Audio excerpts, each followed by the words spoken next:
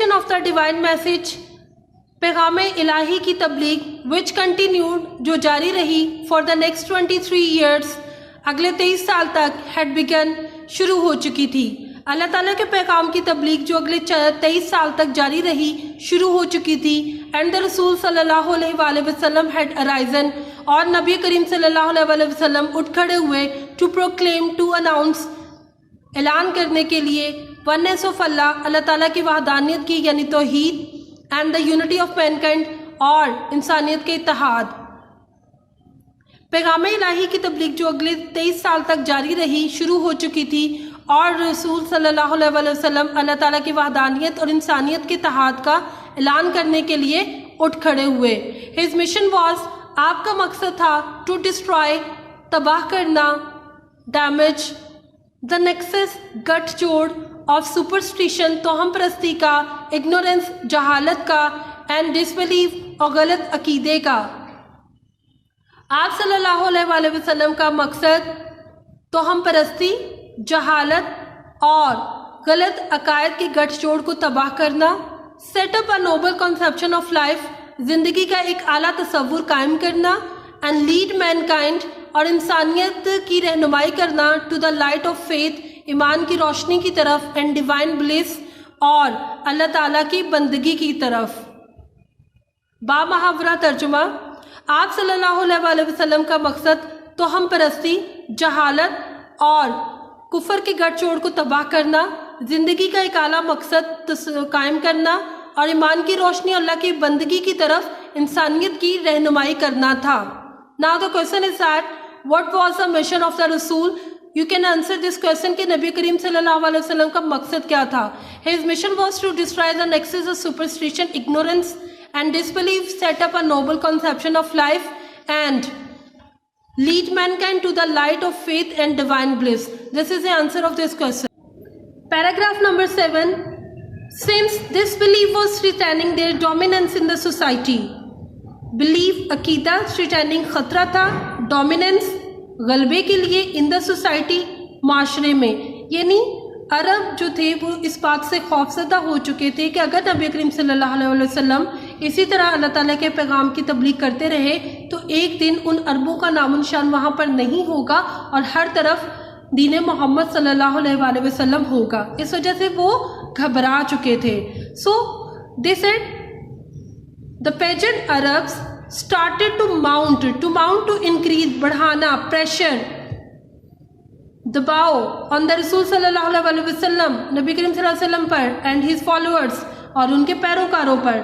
चूँकि ये कीदा माशरे में उनके गलबे के लिए ख़तरा था, इसलिए काफिर अरबों ने नबी करीम सल्लल्लाहु अलैहि वसल्लम और उनके पैरोकारों पर दबाव बढ़ाना शुरू कर दिया।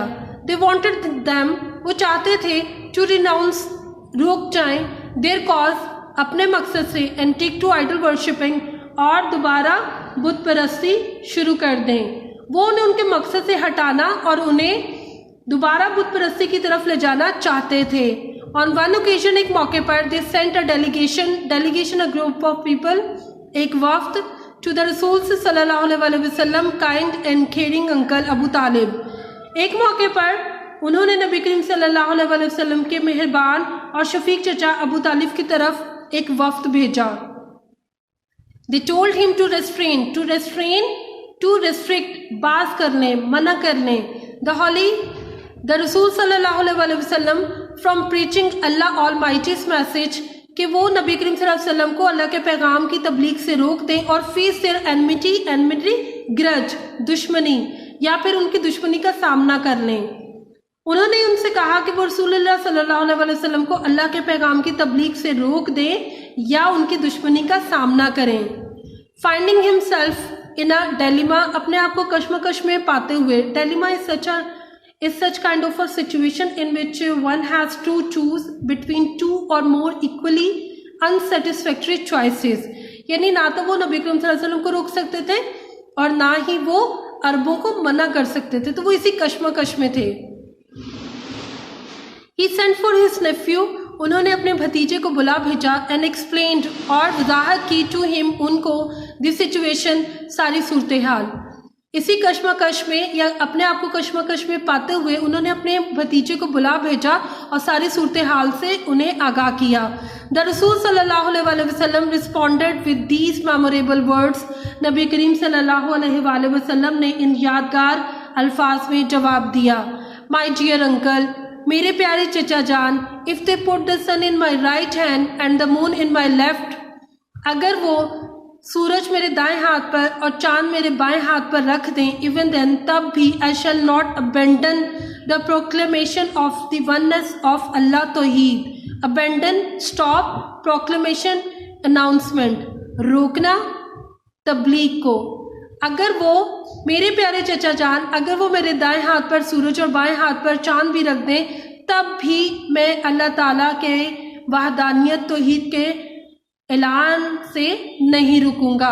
आई shall set up the true faith upon the earth, या तो मैं इस ज़मीन पर सच्चा अकीदा कायम करूंगा, और पेरिश यानी रियूंड, डिस्ट्रॉय, और पेरिश इन दी अटेम्प्ट, या इस कोशिश में तबाह हो जाऊंगा यानी हलाक हो जाऊंगा या ख़त्म हो जाऊंगा। Now the question, why did the pagan Arab send a delegation to the Rasul सल्लल्लाहु अलैहि वसल्लम अंकल। उन्होंने नबी करीम सल्लल्लाहु अलैहि वसल्लम के चचा के पास एक डेलीगेशन, एक वफ्द क्यों भेजा? The simple answer of this is that they wanted to restrain the Rasul सल्लल्लाहु अलैहि वसल्लम from preaching Allah almighty's message. That's why they sent a delegation to the uncle of holy prophet सल्लल्लाहु अलैहि वसल्लम। Now paragraph number 8। The Rasul sallallahu alaihi wasallam's uncle was so impressed with his nephew's firm determination that he replied, firm पुख्ता determination इरादा। नबी करीम सल्लल्लाहु अलैहि वसल्लम के चचा अपने भतीजे के पुख्ता इरादे से इतने मुतासिर हुए कि उन्होंने जवाब दिया, सन ऑफ माई ब्रदर, मेरे भाई के बेटे, गो दाई वे दाई योर, अपने रास्ते पर चलो, none will dare touch thee means you, कोई भी तुम्हें छूने की जरूरत नहीं करेगा। I shall never forsake thee, forsake leave thee you, मैं कभी भी तुम्हें नहीं छोड़ूंगा।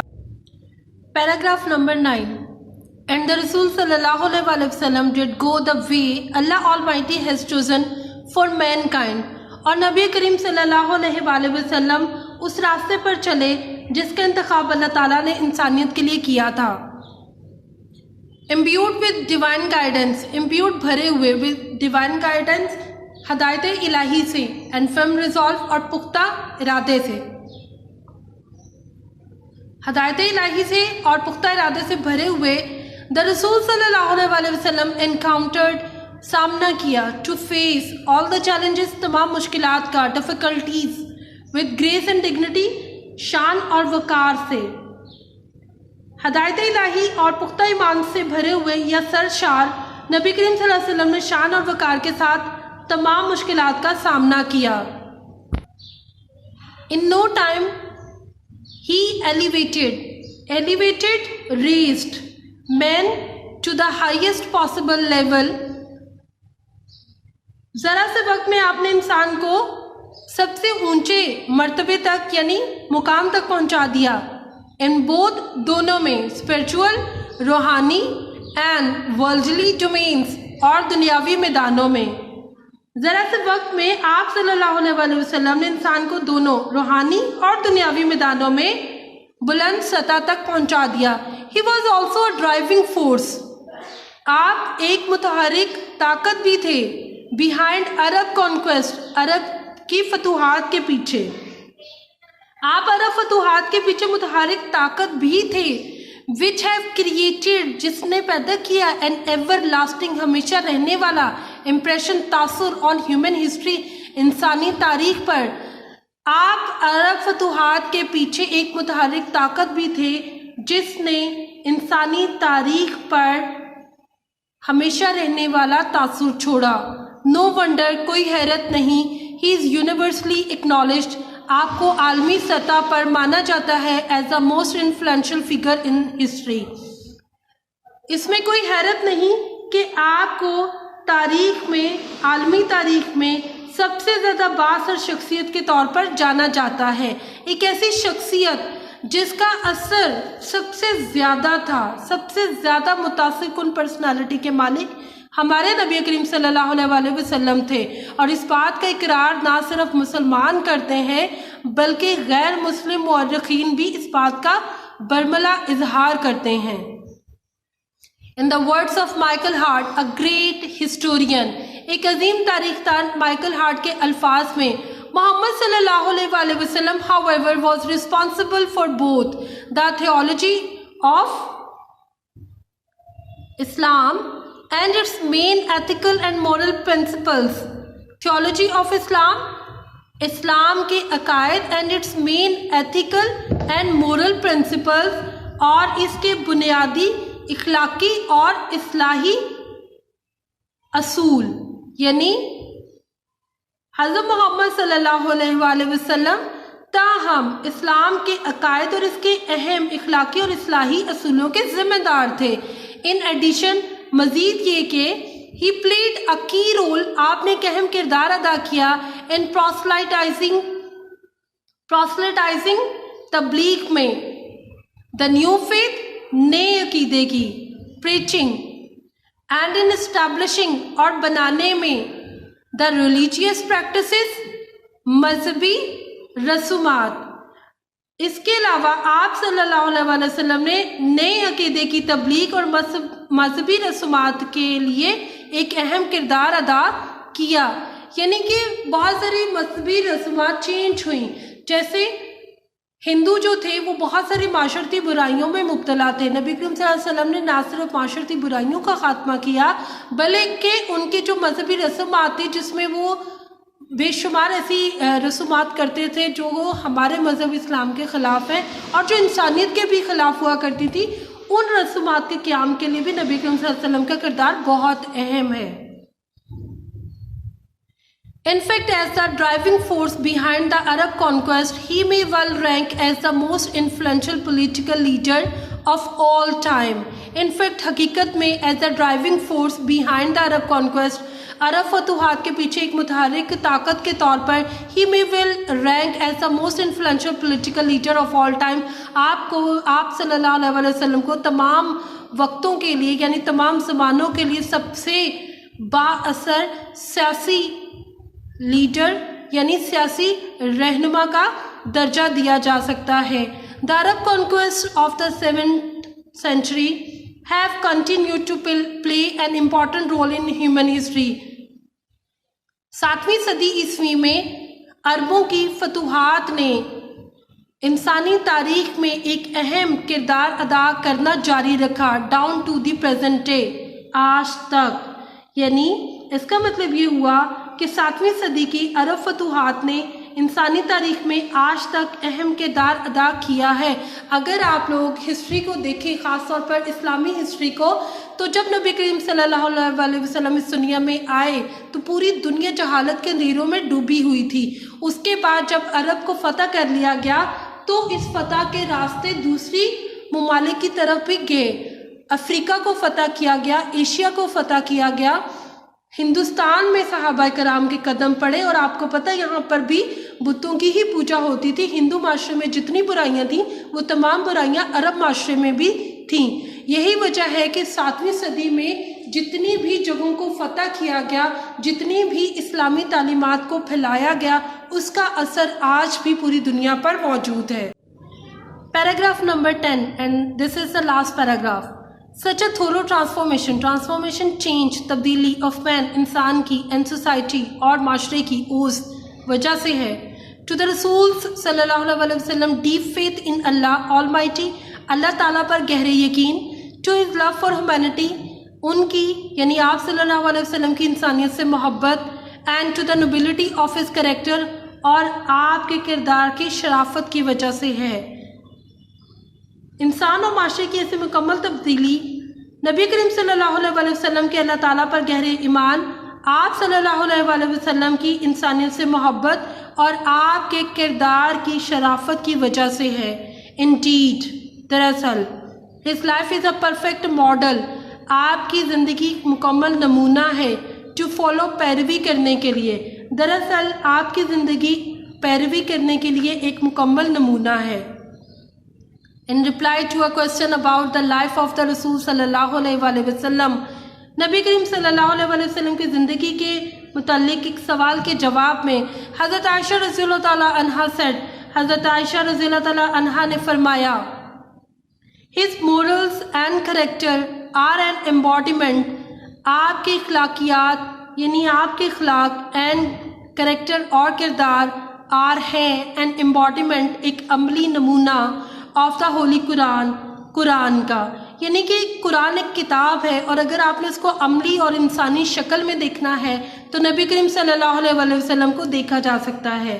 इसका बामुहावरा तर्जुमा होगा, आप सल्लल्लाहु अलैहि वसल्लम के अखलाक और किरदार कुरान का अमली नमूना है। The final word about the savior of mankind goes to the holy Quran।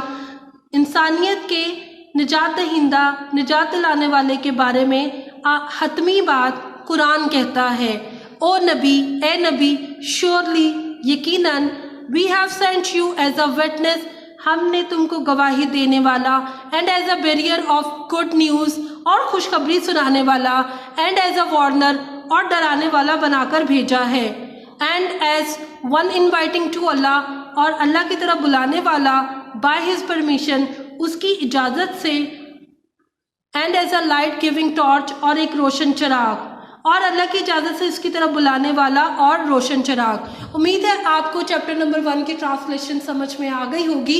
इस ट्रांसलेशन के ना सिर्फ आपने सिनोनिम तैयार करने हैं बल्कि उर्दू बा मुहावरा तर्जुमा भी याद करके इसको ज़ुबानी लिखना है, लेकिन इंग्लिश आपने किताब से ज़रूर देखनी है।